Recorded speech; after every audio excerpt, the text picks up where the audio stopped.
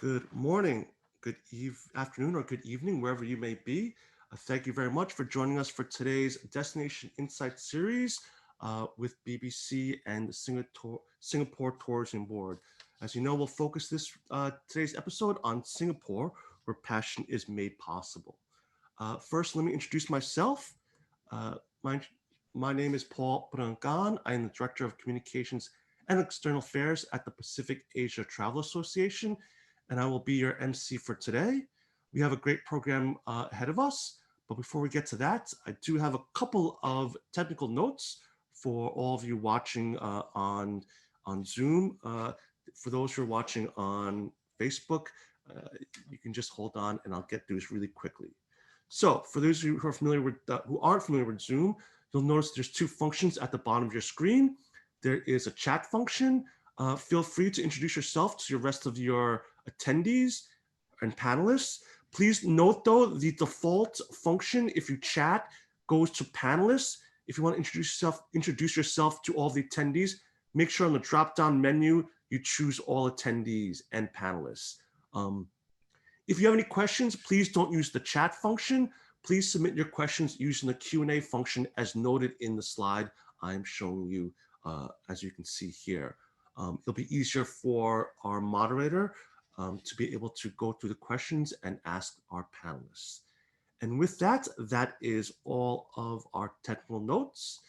And to help welcome everyone to today's webinar, ladies and gentlemen, please welcome PATA Chair, Mr. Soon-Wah Wong. Soon-Wah, over to you. Okay, thank you, Paul. A warm welcome, everyone. Thank you for joining the Destination Insight series. Today, we'll be focusing on my home country of Singapore. As the chair of PATA, I would like to take this opportunity to thank our good friends and partners at BBC Global News Limited, as well as the Singapore Tourism Board for assisting us in organizing this webinar.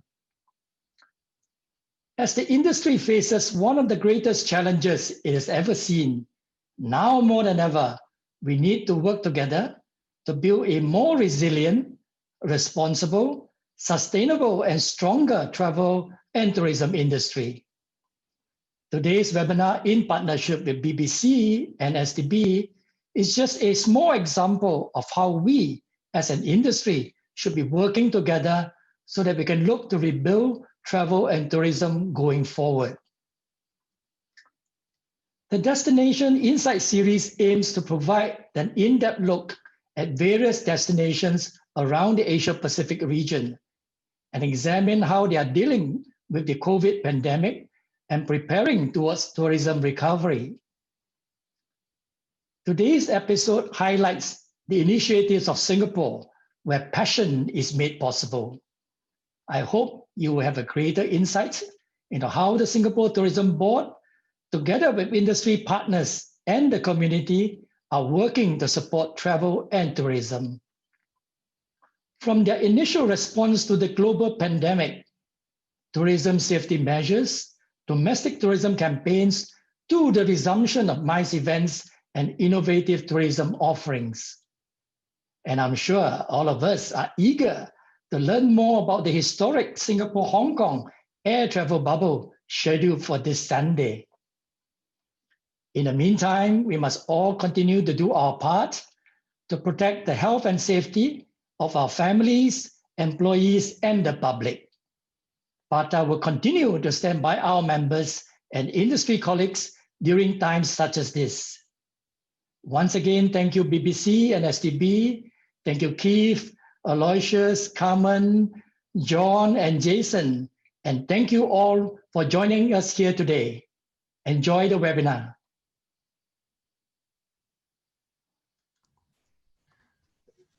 Thank you very much, Soon-Wah. Thank you very much for those great words about today's webinar. And with that, let's just jump right ahead to our first session, which is the Fireside Chat with BBC. And with that, I would like to welcome back our good friend from the travel show. She's a presenter there. Ladies and gentlemen, please welcome Ms. Carmen Roberts. And from the Singapore Tourism Board, their CEO, Mr. Keith Tan. Carmen, over to you. Thanks so much, Paul. Hi, Keith. Great to have you here. Hi. The chat, the fireside chat. So much is happening in Singapore, but let's rewind a bit. What went through your mind at the start of the pandemic? Singapore is so reliant on international tourists. What went through your mind? How easy was it to lock down Singapore? I guess it's got size on its side. Well, bear in mind that no one could have foreseen how severe the impact would have been. You know, when we first started seeing early signals of an illness coming out from China, and this was in January this year, right? And this feels like a lifetime ago. Our first thoughts was, okay, we can confine this to China, and if this is a China related problem, then how can we ring fence it so that it doesn't affect travel flows from other parts of the world? But obviously that snowballed into something that got much bigger, much more serious, right? So I think our initial concerns were, how do we then support all the Chinese travelers who were in China, who were in Singapore, sorry, at that time, and in those critical early phases of the crisis.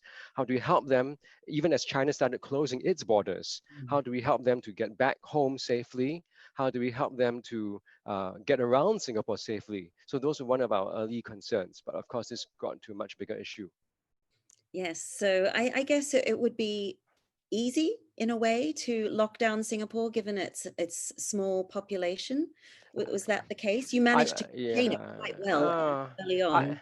I would never. I think it would be quite challenging to say it was easy, right? I'm sure many of my colleagues who worked on this issue in other parts of the government would say it was a monumental task Yes, because of course. we did so. We took the decision to close down different parts of the economy very seriously. And if you might recall, this was done in a fairly gradual manner because there were different steps before we eventually went into our full circuit breaker mode. Um, and that took a lot of serious consideration. So it wasn't a on-off switch. So it helped that gradually things were slowing down, things were being group sizes, for example, were being reduced gradually. Mhm. Maybe from the outside, you made it look easy because I think Singapore was one of the success stories. You managed to contain it quite early on. So now, how are you finding opening up, slowly opening up? Is it difficult to start back up again? Well, the main challenge for us is opening up our borders. Mhm. While we can do that on our own, and it's a match Singapore's domestic government policy on how fast or how slow we want to open up our borders, whether or not people will actually come is well beyond our control because that depends on other countries, right? And whether they want to open up their borders to allow their citizens to travel. So that's why the Singapore-Hong Kong air travel bubble is significant because it represents a first step where both cities, both places are willing to work together, trust each other, and have a all-purpose, quarantine-free travel channel. And that makes it much easier and a lot more similar to pre-COVID travel arrangements than any other green lane arrangements that we have established so far. So that's one of the challenges, right? Creating these uh, travel arrangements that resemble a little bit like what travel used to be pre-COVID. Now, everything else that we've been doing domestically, which is how do we have safe cruises? How do we open up our attractions safely? How do we conduct guided tours safely? All this has been done through a risk-based science-based approach, right? What sorts of densities we should impose, distances people should maintain towards each other, you wear masks, and all this has been done gradually over the last several months. We adjust our parameters according to the risks. We adjust our parameters according to latest developments in testing technology, in the science and our understanding of COVID.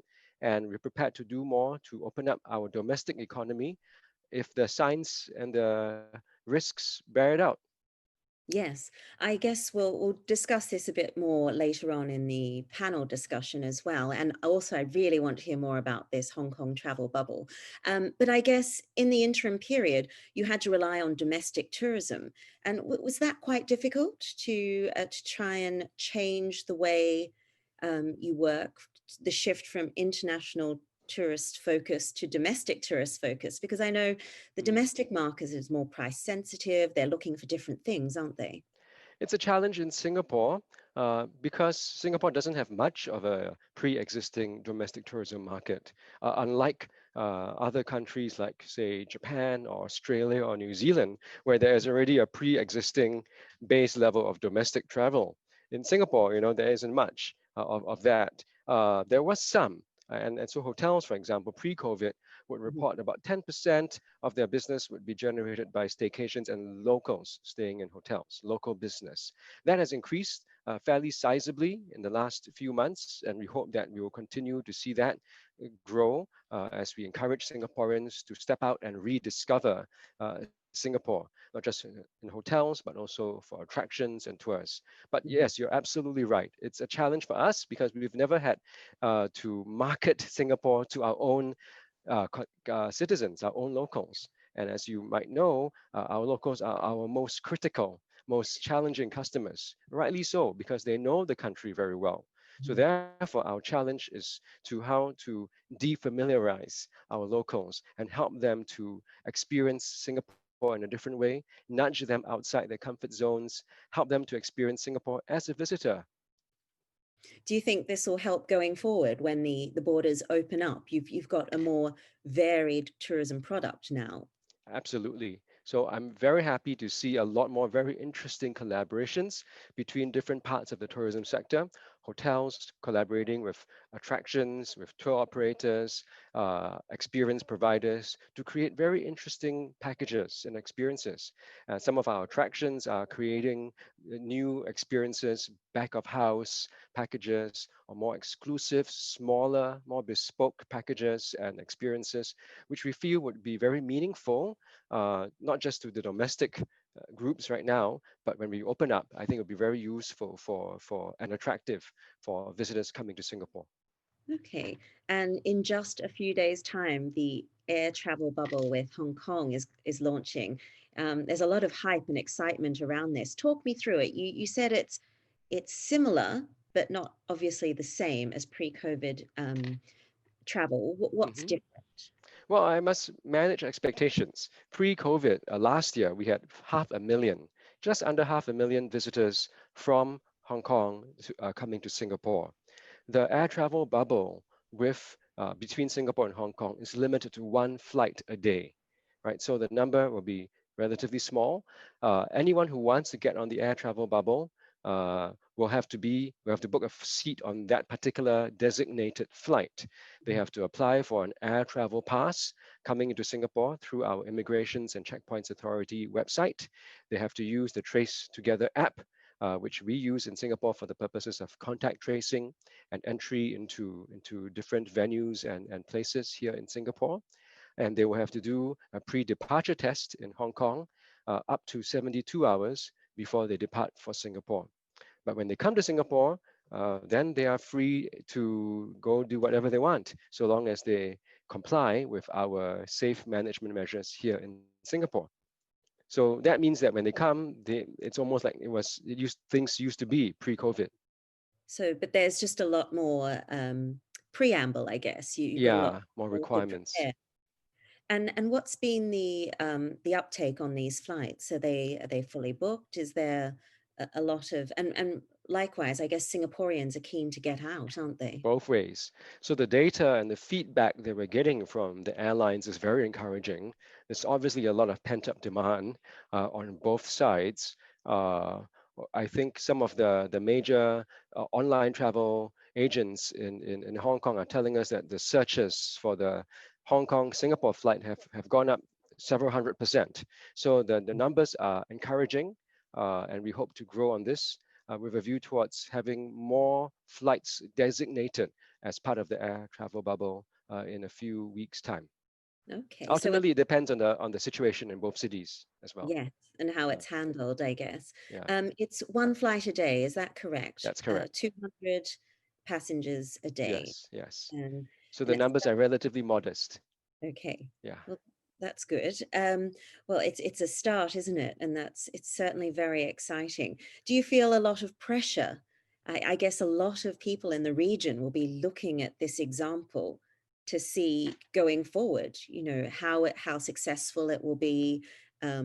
People will be watching to see what you could do better. Do you feel the pressure? The key pressure point comes in whether or not we can deliver a safe and enjoyable experience, right? Here in Singapore, for visitors coming to Singapore, right? And likewise, I'm sure for our Hong Kong counterparts as well. So the two elements of safety and yet enjoyment must come in. We don't want to do so much of the safety that a visit to Singapore becomes sterile and boring and unenjoyable, right? So we still want to maintain both of these elements. We're confident on the safety elements because of all the requirements that have to be put in place. You have the Trace Together app on the phone for contact tracing, and we have the safe management measures in Singapore, whether you go to a restaurant or to an attraction or to a museum, right, which give us quite a lot of confidence that if indeed there were even in the unlikely scenario of someone being sick, we are able to ring fence any subsequent infection. But we also want to make sure that when that person comes, he has a good time, right? So, and we're quite confident because we know that the tourism partners in Singapore have not been standing still in this last 9 months. They have been very actively thinking hard about how to create better experiences, more innovative experiences, safer experiences for visitors when they come. Okay. And so you said that when they get to Singapore, it'll be pretty much back to normal. Will it be the same in hotels? Are attractions at 50% per se? Is masks mandatory everywhere? Yes. So in Singapore, there is a requirement to wear masks everywhere. Group sizes are restricted for now to no more than 5. So if dining out, for example, you're required to keep to a table of 5. Um, but beyond that, I think pretty much and obviously when we go into different settings, hotels, shopping malls, we need to tap in with our app so that it keeps tabs on the density of the venue and helps to do contact tracing if necessary as well. But beyond that, I think life is almost back to normal in Singapore, and we Uh, hope that the visitors will feel the same way too. yes, fingers crossed. So what happens in the unlikely event that there is a case, a COVID case with someone from Hong Kong, for instance? Talk me through it. What would happen? Well, we've had 9 months of practice dealing with COVID cases in Singapore. And so our health authorities are very confident in being able to ring fence any case, whether it's a Hong Kong traveler or even a Singaporean or anyone in Singapore. The protocols would apply. We would have to isolate the person.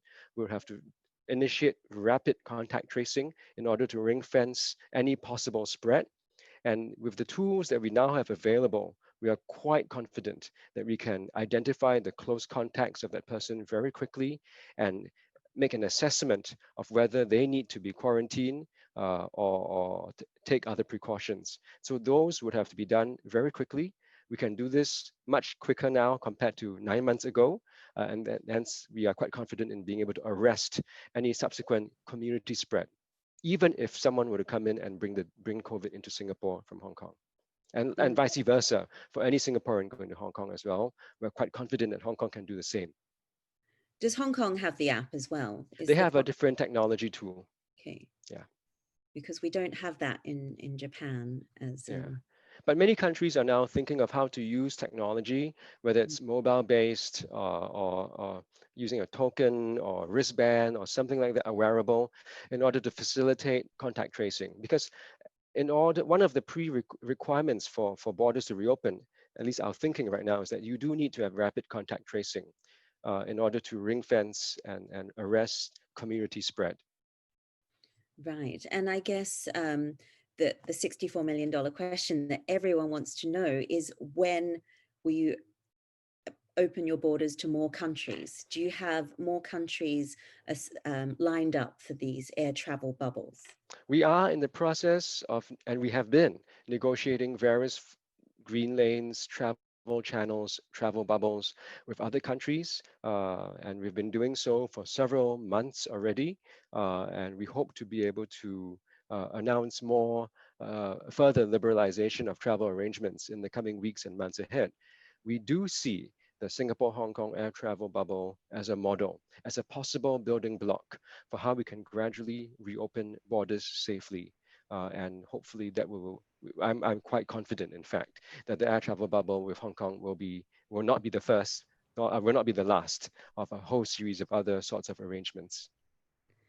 Yes, great. And what about looking forward? Do you think that the countries, if it all goes well with Hong Kong, can you name some of the other countries that you are looking to do your travel corridors with? Well, we already have announced unilaterally that we have opened up our borders to countries like Brunei, New Zealand, Vietnam, most of Australia, China. Business travel though? I'm sorry? Is that business travel? No, at the moment? unilateral opening. Okay. So for example, a New Zealander or Bruneian can come into Singapore, right? And because we have assessed that their level of risk in those countries is no worse, in fact, may well be better than Singapore, right? So therefore, a Bruneian or a New Zealander coming to Singapore is of no greater risk than any other Singaporean walking in the street, right?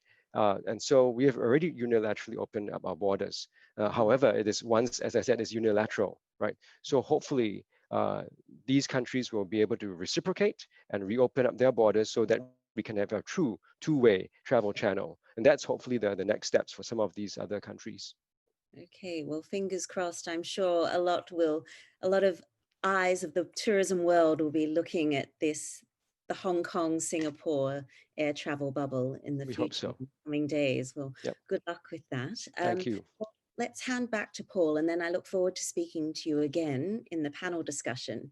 Great. Thanks, Keith. Thank you.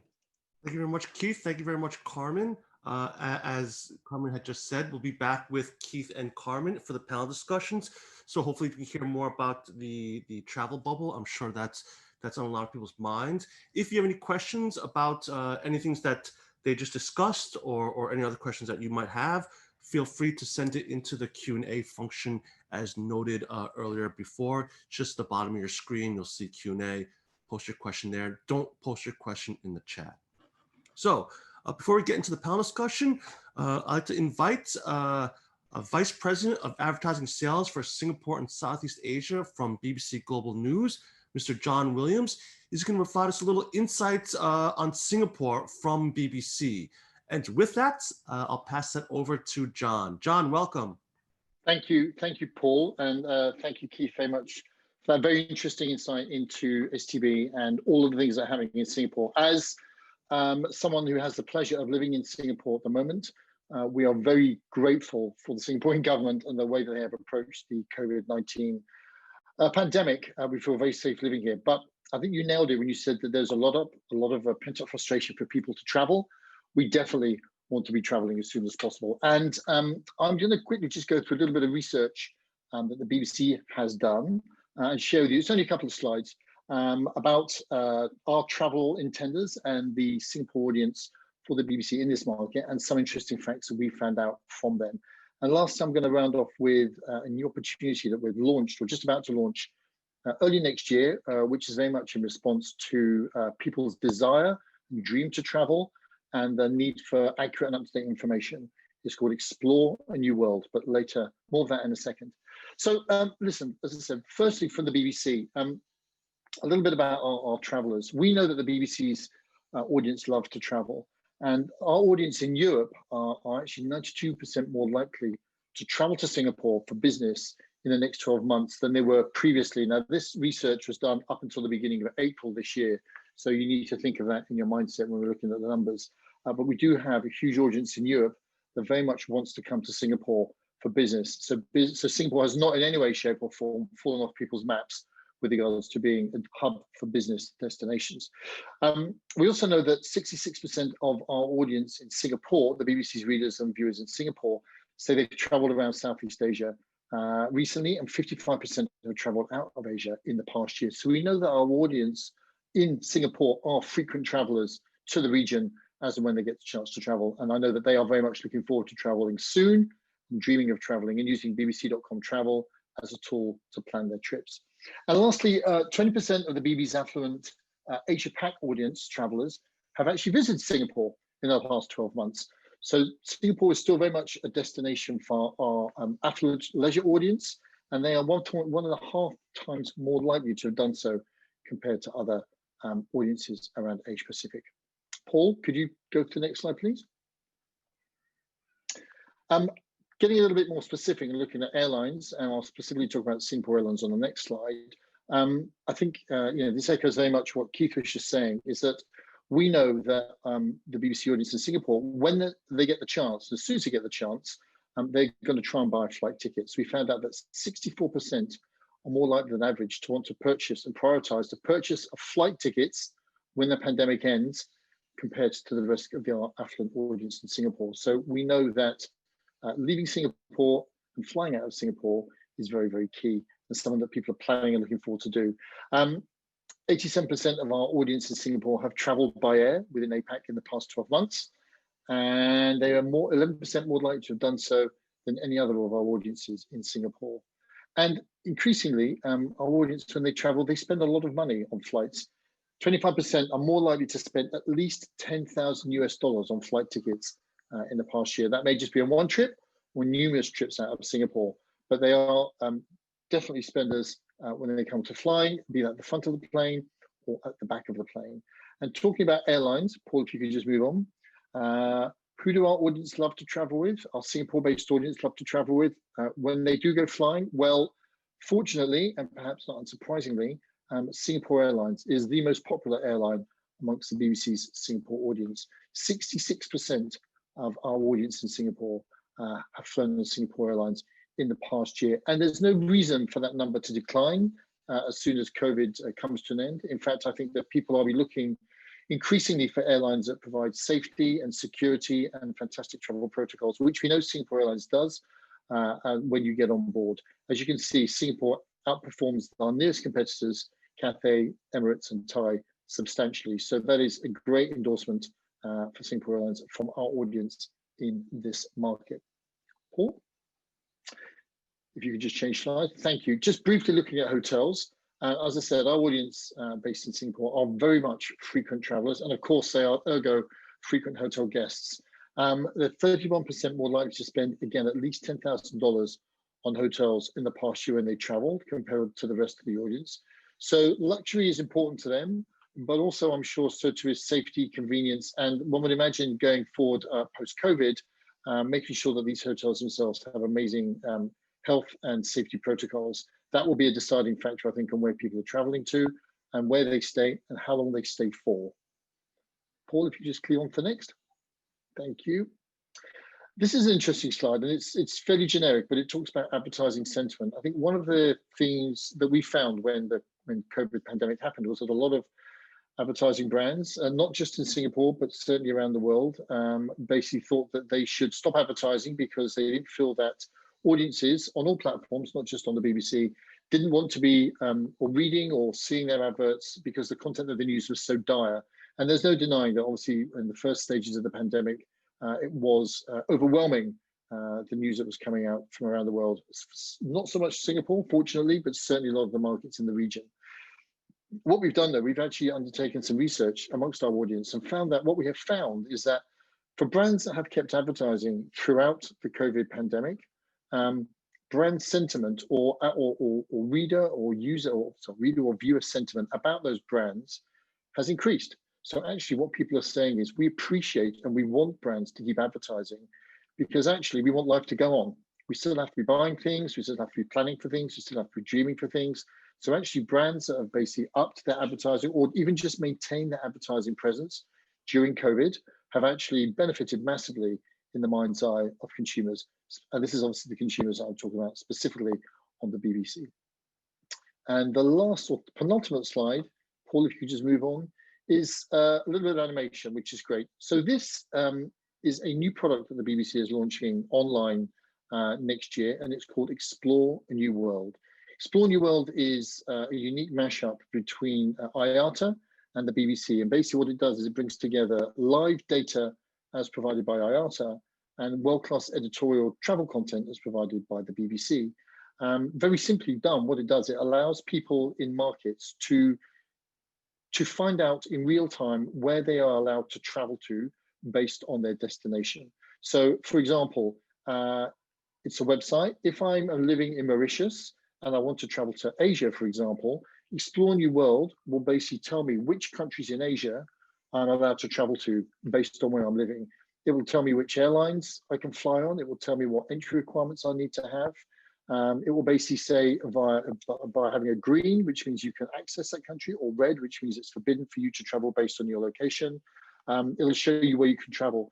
The beauty of this, of course, is that, as I said, the information is provided to us by IATA, which I think works with probably 89 or 92% of the world's airlines, and it provides us with real-time data. So what it does is it allows our readers, both on desktop and on mobile, to dream and about where they want to see if they're allowed to go there, and then using the BBC's content around those destinations, for example, Japan, to actually read and design and desire and plan for places that they like to travel to. We're also going to be building in a booking widget to the back end of this, so that people can actually finally move from not just dreaming and planning, but to actually booking a destination. We are about to launch, as I said, in early next year. It's a commercial opportunity, and we have been speaking to some people around the region. But that's just something that we've done in response to COVID. And as I said, people's desire and wish to travel, but also their lack of real and realistic information. The BBC and IATA working together to launch Explore New World in Q1 next year. And if you have any questions or have about either the research, Paul, thank you, or about Explore New World, please do feel free to reach out to me. My name is John Williams, and my email address simply is john.williams@bbc.com. Thank you for that, and I'm going to hand back to Paul, and we look forward to getting on with the rest of the webinar. Thanks, Paul. Thank you very much, John. And so let me just get my slides back here. Well, thank you very much, John, for those insights into from BBC. It's good to see the sentiment that people do want brands to advertise and do want some normalcy in their lives. So we've come to the panel discussion, and with that, I would like to welcome back Carmen, who will be joined by Keith from STB, and as well as Aloysius Orlando. He's the president from the Singapore Association of Convention and Exhibition Organizers and Suppliers, SACIOS, as well as the CEO of SingX Holdings, and as well as Jason Lowe, the founder of Tribe in Singapore. And with that, I'll pass this back to Carmen. Carmen, over to you. Thank you, Paul. Yes, great to have you back again, Keith, and Aloysius and Jason. Looking forward to hearing all about your latest news. But let's start with Aloysius. The mice market is quite big in Singapore, and I understand you're now on the brink of reviving it again. Tell me, how big a task is this? Great to join the panel here, and good to meet you, Carmen. As Keith has mentioned earlier, it has been exhilarating ride, I would say, for the past 9 months. And I think what we have done is to work very closely with the government agencies, particularly STB, in order to look at how we can restart the mice industry. Clearly, when COVID hit our shores, you can imagine all the events just fell off the cliff. And of course, the first phase was really to get the organizers, the venues, the service providers in the mice industry to try to survive through this first phase. Certainly, many of them are, of course, SMEs. We have, of course, a few large boys as well, and gals. But I think what was really heartwarming is the ability for the partners to come together, hunker down to see how best to get over it. Now, once we have got through that, and this is really thanks to the government who has given us a lifeline through the various national budgets. Um, I think we knew that we had to really look at ways to be even more resilient. How do we relook at our businesses, because it has been upended, and therefore the principles and how we are so used to meeting people face to face will going to change. And therefore, we have also worked with STB as well as another agency called Enterprise Singapore on an industry resilience roadmap, and really is an operational guide as to how companies in the MICE industry can look at a safe restart of business events, while at the same time looking at how they can work on digital platforms, given the travel and border restrictions, and rightly so, as we try to manage the situation here.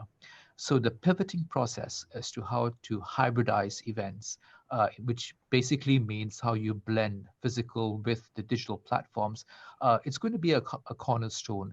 And I think that is a major pivot for the industry at large. And therefore, this resilience roadmap is really a guide in order to enable the partners and the players in the industry to really be pretty adept, if I can put it that way, at hybridized platforms until such a time when the vaccine, of course, is found and globally administered, and some normalcy can be resurfaced. At the same time, there are also the national effort called the Emerging Stronger Task Force, and then this is a very critical task force spearheaded by the government together with the private sector organizations. And the whole intent here is to look at a range of pilot initiatives to restart the industry. On the MICE space, I think what we have worked on closely with the various agency and government is really to see how best can we look at policy measures in order to ensure that we balance the safe management requirements as well as a reasonable conduct of the MICE events. And in fact, next week, I'm sure Keith will also underscore that. But next week, we're going to have the very first pilot of a large-scale event. We're all very excited about it. But I Yes, can Travel imagine, Revive. and Keith and his team is amazing, because the number of hoops they have to go through to make this a reality is unbelievable. But I think this, I would say, reflects the strong partnership between the government and the industry players here. I think we are very single-minded. We want to certainly restart the MICE business, but we can't do it haphazardly. We have to do so in a safe and responsible and trusted manner. And therefore, the need to have pilot events are very crucial in order for us and to satisfy the authorities and ourselves that this can be done, and at the same time bring about confidence in our visitors and participants, especially from the markets in the region, when the pilot events can become mainstream, and hopefully it will help to bring us back to the mice of near normalcy sooner than later. Yes, so I understand this event, Travel Revive, is happening next week. That's right. How is it different from previous events, for instance? What have you done differently to instill that trust and safety? Right. So I'll also let Keith have a shot at that, but let me just add a couple of points here.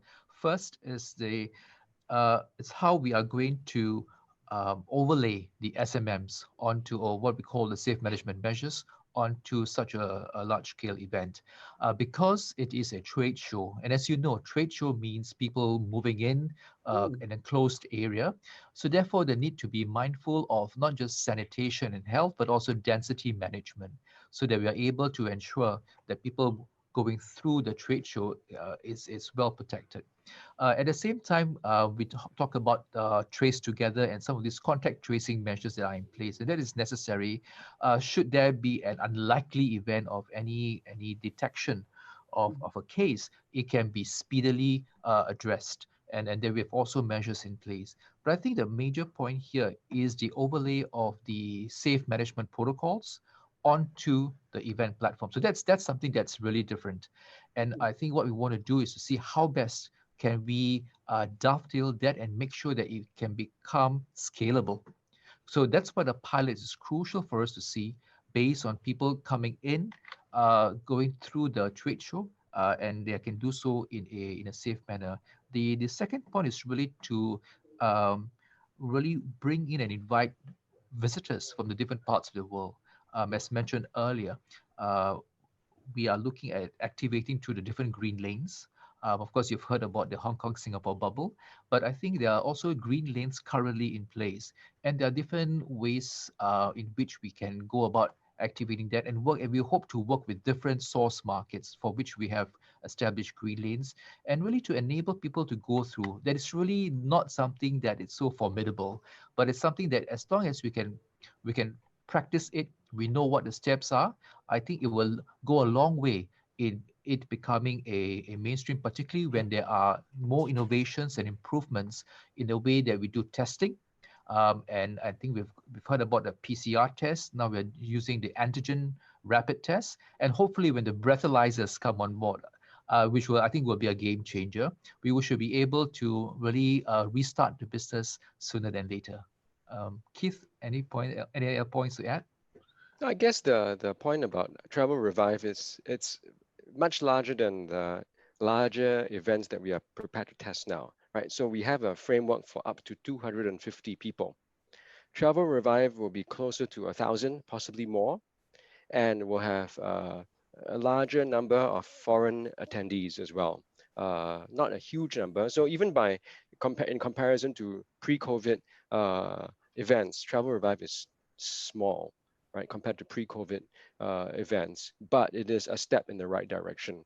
The other thing about the protocols is there will be pre-event, at event, and post-event precautions. So, pre-departure checks on testing, but even post-departure, after you've gone back, there will be mechanisms to remind all the attendees to pay attention to their health, to monitor how they're doing up to 14 days after the event. So this gives assurance not just to the traveler, the person who has come, but to anyone else who has attended. So our assurance is not just for you as an attendee that you're okay, but that I'm assuring you that everyone else around you is also okay. And that's a challenge for us for these large scale events. And we're doing everything we can to give people the assurance that they will be safe and the people around them will also be safe.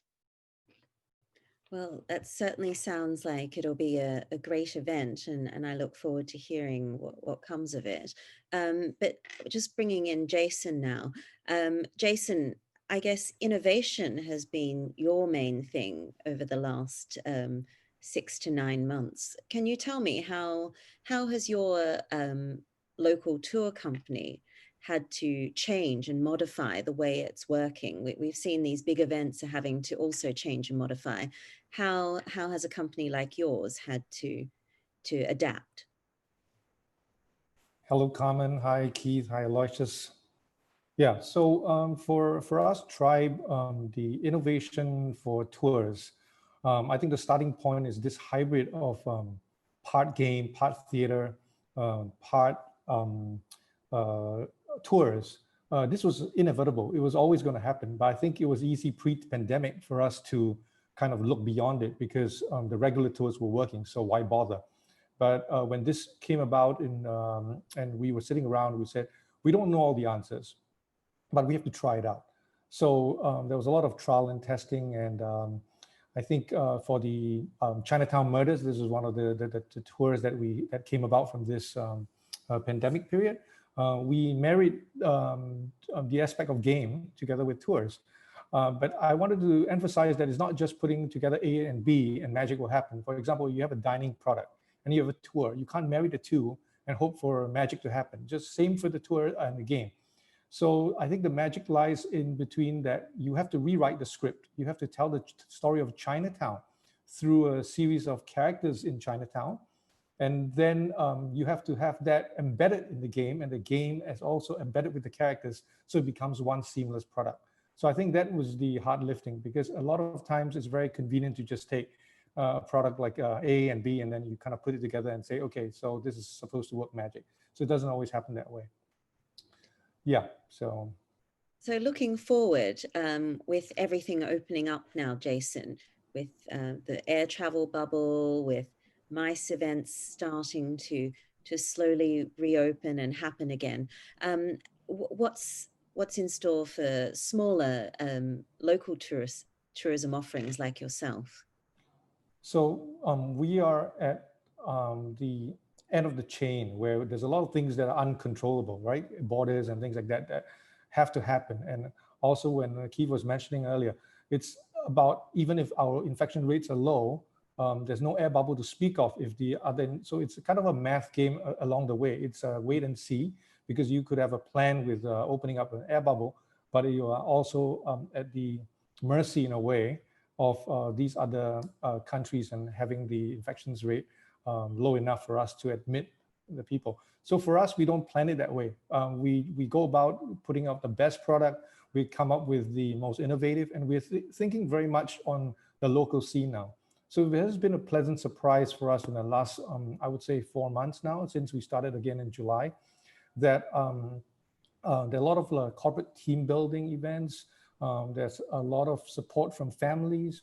I think one of the most memorable ones was when we started again in August, one of our regular tours.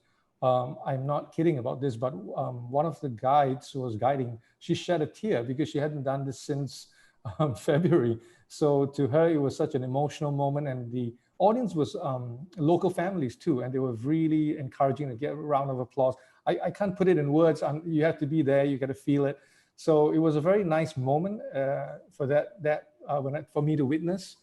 So again, back to your question, I think for the larger answer of like opening up markets and all that, we're there. We have the products ready, but we're focusing on the thing that we can see in front of our hand, which is your locals. Yeah.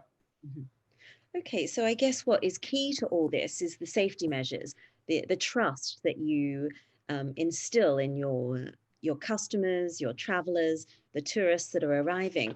And Keith, I think you touched on this in our fireside chat. It's that delicate balance. You don't want the visitors to feel that it's a sterile experience, but also you want them to feel safe, don't you? How delicate a balance is this?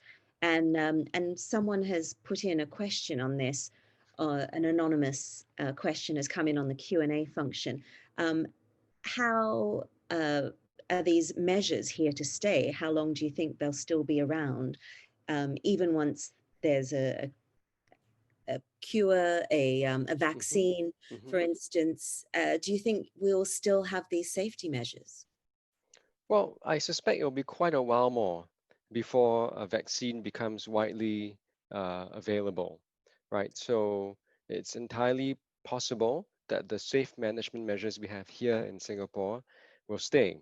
I think there is an expectation that in fact we have to step up to raise awareness, compliance, discipline in relation to our safe management measures as we open up. That's the price to pay, right? As we open up more and more of the economy, right? And so the way we see it is, if you want to do more things more liberally, for example, increase the sizes of permissible groups in Singapore from 5 to a bit higher than that, then the trade-off is that we need to all maintain a high degree of compliance with applicable safe management measures. So that's the trade-off and the risk-reward balance that we have to play here in Singapore. But our sense is that the vast majority of the population here understands and are broadly compliant with the applicable safe management measures, and they understand why we need to do these things. And for the most part, it seems to be getting quite well ingrained as a part of daily life. Now, the challenge for us is as visitors start coming into Singapore, that they too need to understand how to comply with our safe management measures. And that's something that we will have to work on to help them understand why we put in place all these requirements. And all this is really to help us enjoy the experience of Singapore a little bit more. Have you had much resistance from, so far, the business travelers and the people in the green lanes that have coming through? Have you had much resistance with compliance with these safety measures? Not that we've observed. But the numbers coming in on the green lanes have been quite small anyway. And these are people who really want to come to Singapore for specific reasons. So then it makes it, I guess they have an incentive to comply with the safe management measures.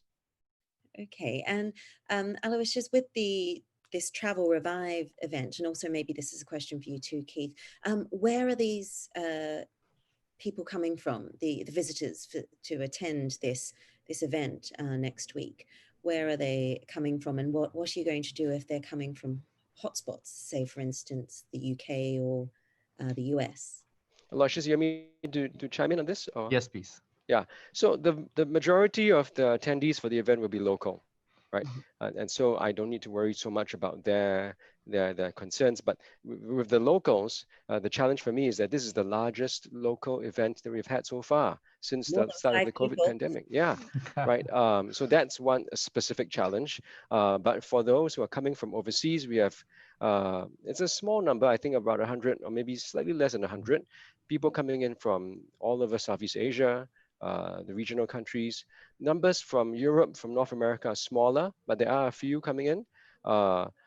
And we take a risk-based approach, right? So those coming from countries where the infection levels are well under control, the countries which we have already unilaterally opened up our borders to anyway, they are subject to less stringent requirements. Everyone will have to go through testing, right? Because we are using this as using the event as a way to also get more data on how we can do pre-event testing for large numbers of people, so that we refine our concept of operations.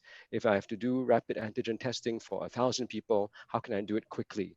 Now, if I have to scale up to 10,000 people, how do I do that? So everyone will be subject to a regime of rapid antigen tests pre-event.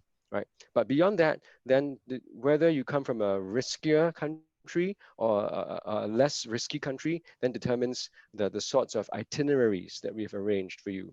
So those coming from risky countries probably will be subjected to a somewhat more tightly controlled itinerary to reduce the risks of any leakage or importation of COVID into Singapore. Right. Okay. Aloysius, do you have anything more to add to that in regards to the Travel Revive, in regards to managing all the visitors that are coming in? Right. Given the different risk profile and the situation that we are seeing around the world, I think that's where the safe management measures and this pilot is going to be very crucial for us to gather even richer insights as to how we're going to best manage it. So we've heard about control itineraries for those who may be from a little bit more riskier place, but I think the whole intent is really to see how best can we facilitate to ensure that the safe travel can be administered, especially with trade shows such as Travel Revive. And as you know, trade shows have different formats. So whether you are in a conference or a meeting, you have one-to-one meetings, you have the visits on the show floor. So there are different forms of customer interface, and then therefore different sets of, I would say, variants of the safe management measures need to be put in place. So these will also be useful in terms of how we can manage the different participants from the different countries, as well as, of course, Singapore. And the whole intent is to ensure that we are able to adhere to the outcomes of the safe management measures. That's a good point to raise, actually, that these events take on different formats. I was envisaging everybody on a big trade floor, but of course there's a lot of breakaway meetings, like you said. So we've got some questions from attendees. So attendees, don't forget to use the Q&A function if you have a question. We have an anonymous attendee. I think there was a question about the testing, which I think you answered, Keith. But also there was a question about how often is the testing done? So obviously on arrival, do you have to have testing done halfway through, and obviously I think there's testing to be done when you leave. Are you in a position? So depending on the different risk levels and the different the country you're coming from, like and also the different sorts of lanes that we have available, right? The testing may vary according to the risk level. But in general, as a broad direction, right, we think that the direction eventually will be some degree of pre-departure testing, maybe some degree of post-arrival, on-arrival testing. It depends. Maybe, maybe not, right? And then in Singapore, while in Singapore, having regular testing using antigen tests, which are fast. They give you the I've been through 3 of these tests already myself. They give you the result in 10 to 15 minutes. And if you're negative, please by all means go ahead and do whatever you need to do in Singapore. So I think that's the broad direction that we want to take. So leaning towards faster, on-the-spot testing regularly, every other day, perhaps, or pre-event before you enter a major event, to give everyone else the assurance that you are safe. So that's the broad direction that we want to take. Okay, and the other question, the follow-up question was, how long are these visitors allowed to stay? Is it still the usual time period? I can't remember. Is it a 3-month visa? Yeah, it depends on whatever the visa requirements are. So we don't envisage changing too many of the existing visa or stay requirements. Mm-hmm. Another anonymous attendee has asked, what about digital awareness? So what kind of digital awareness are you going to take to promote inbound travel? We've done a lot already in the last 9 months. One of our priorities in the last 9 months has been, in the absence of international travel, how do we get Singapore out in the minds of armchair travelers all over the world who have this pent-up demand to travel, right?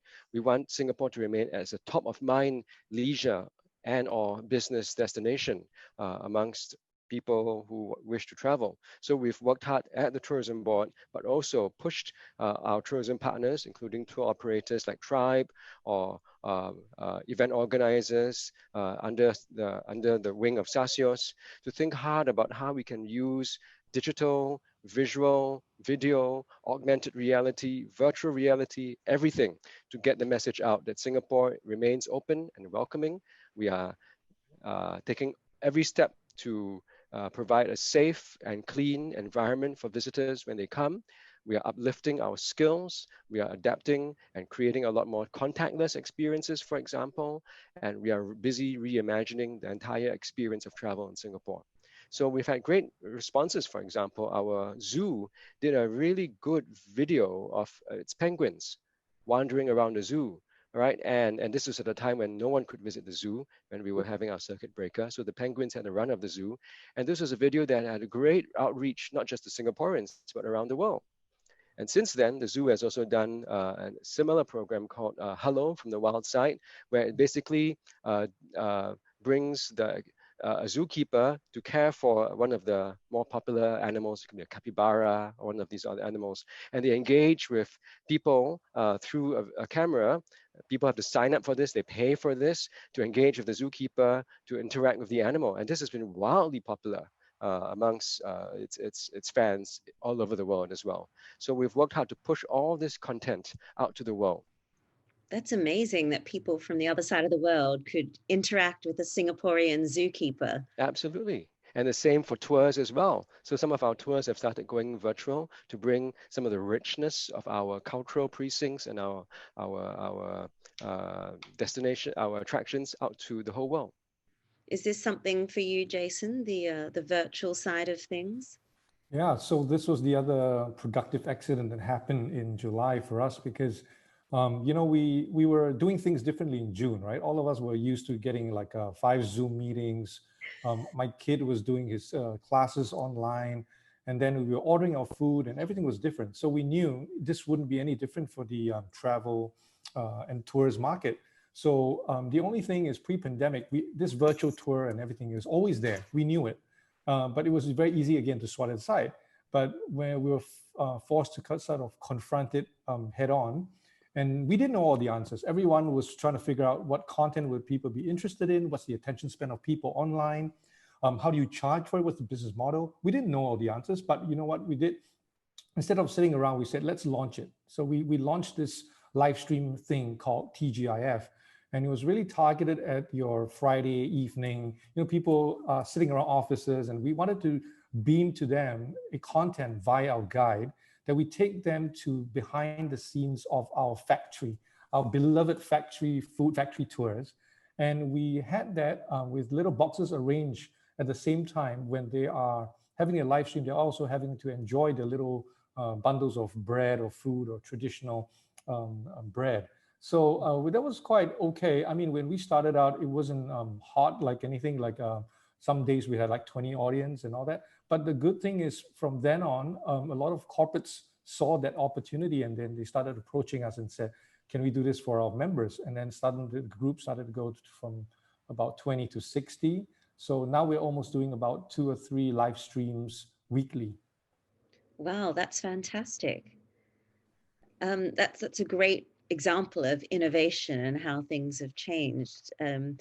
Also, so we've got a few more questions. Keith, Mario Hardy is asking,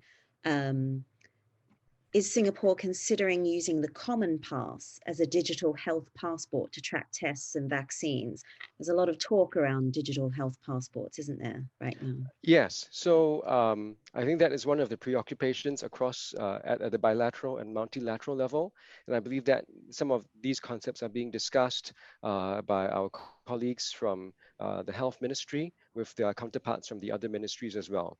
The basic idea being, as more and more people get vaccinated, hopefully sooner rather than later, how do we verify, right? How do we verify their vaccination status? How do we verify their testing status?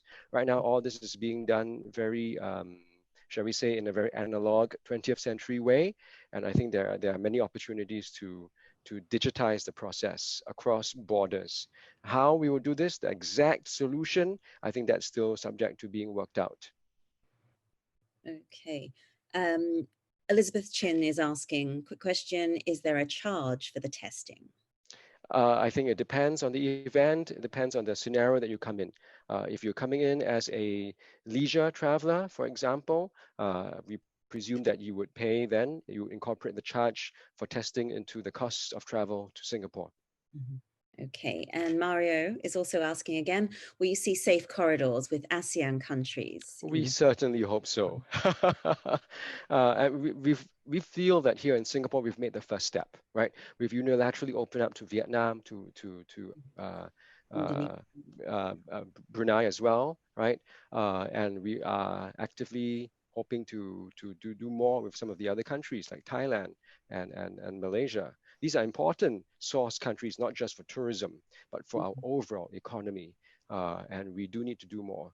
However, a lot depends on the situations in those other countries and their risk appetite as well. So as I think using an analogy that Jason shared, one side may be willing, but it's like a dance, right? I want to dance, but I need a dance partner as well.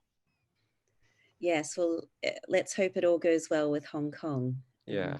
That might pave the way for the future. Yeah.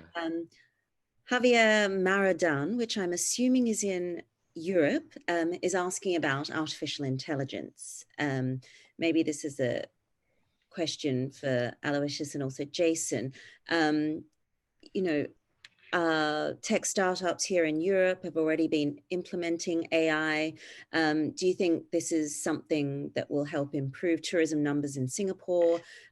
Is this an area that you're exploring? Well, I can respond on the MICE platform.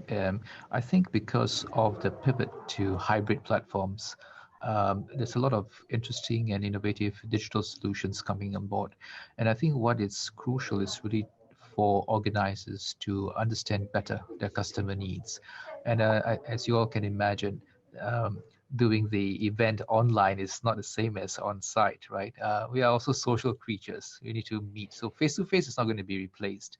But I think we have to think about how do we better understand our customers. And that's where platforms that have good algorithms to get the machine to learn better, to understand the customer's needs better, so that we'll be able to put forth solutions and then also products and services which they might be looking for, especially in any trade event or even conferences, and also better pair them with folks who are able to address their knowledge needs. And this is very relevant for conferencing and meetings.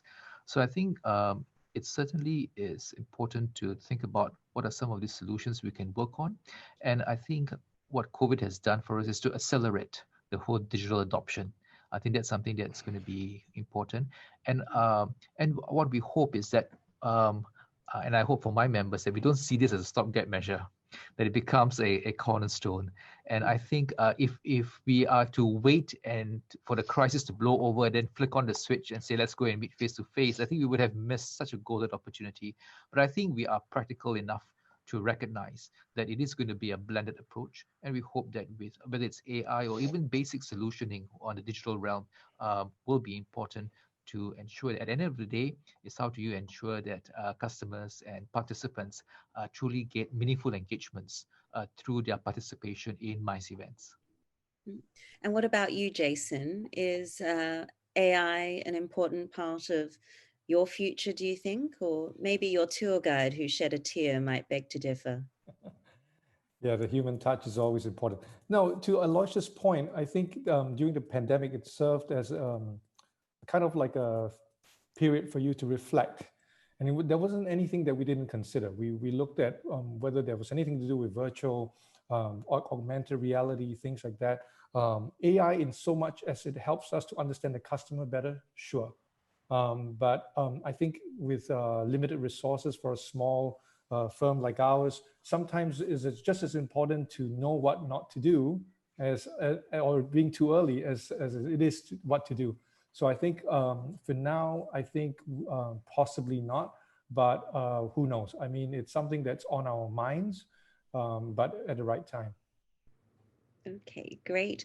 Well, thank you so much. And thank you to everyone who's sent in some questions. There are a few lengthy ones that might get answered individually later.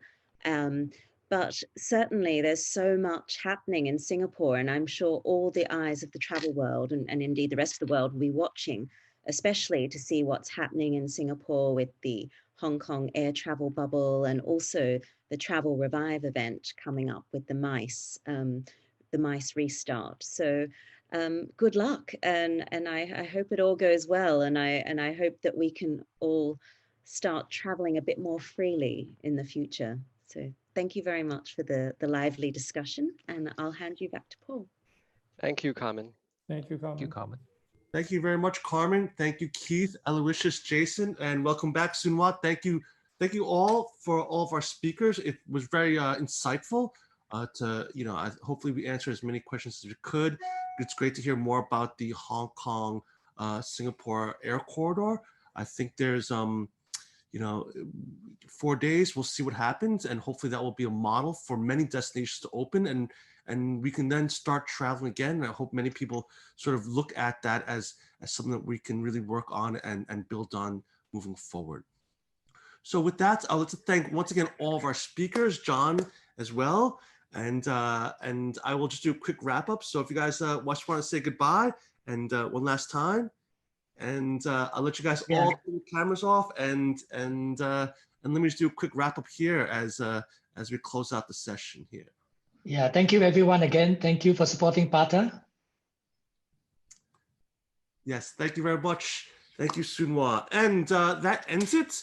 But I do want to just give you guys just a heads up about some of our upcoming events and webinars. November 24th, we have our live webinar. It's PATA Spotlight. It's Global B2B Travel COVID-19 Impact. This is with presented by the Travel Council with Alan Elliott Martian for the chair of the Travel Council, Sarah Anderson, the founder and MD of GTI, and Reen Ho Fang, the MD of Brand Story Asia. I will be the moderator for that session, so please do join us. That's November 24th. Later next month, actually early next month, PATA will be actually having our very first hybrid event on Asia Pacific tourism recovery trends and outlook. So for those of you who are in Bangkok, you can attend in person. However, due to limited space and of course social distancing measures, it'll be an invitation only. But if you're interested, please do send us an email. For those who can't join us, of course, there's traveling to Thailand is not the easiest of things right now. And you can also attend online. You can look at all this information on our website. I'll give you the information right here. Our website is www.pada.org. Or if you have any questions about those events or about anything that we talked about today, anything that PADA is doing, feel free to email me at paul@pada.org. Once again, thank you to BBC Global News, our very good friend and partner. Always a pleasure to work with them. And also, thank you very much to the Singapore Tourism Board. Great to hear about what you're doing, that you're working forward towards recovery. And thank you to all our speakers, Keith, Jason, Aloysius, John, Sunwat, thank you very much. And of course, Carmen for moderating once again. And especially thank you to all of you for joining us for this webinar, either here on Zoom or watching this either on Facebook, or if you happen to watch this later on, thank you for taking time to watch this on your spare time. And with that, that's the end of this session, and I'll see you at the next webinar, or hopefully at an event sometime soon. Thank you, and have a good rest of the day. Take care.